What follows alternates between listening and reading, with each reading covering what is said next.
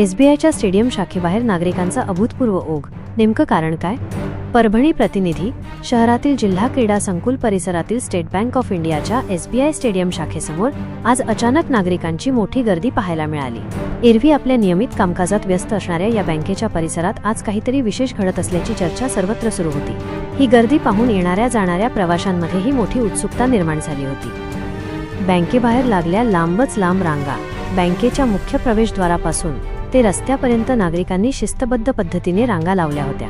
यामध्ये तरुण आणि ज्येष्ठ नागरिकांचा मोठा समावेश होता.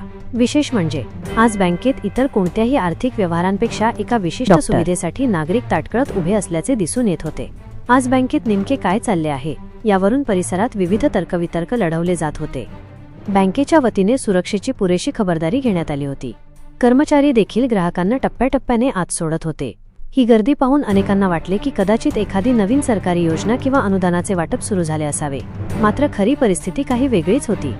येणाऱ्या काळात लग्नसराईचे दिवस आणि आगामी सणोत्सव मोठ्या प्रमाणावर आहेत. या शुभकार्यांसाठी अक्षता, आहेर किंवा दक्षिणेसाठी नवीन नोटांची मोठी आवश्यकता भासते.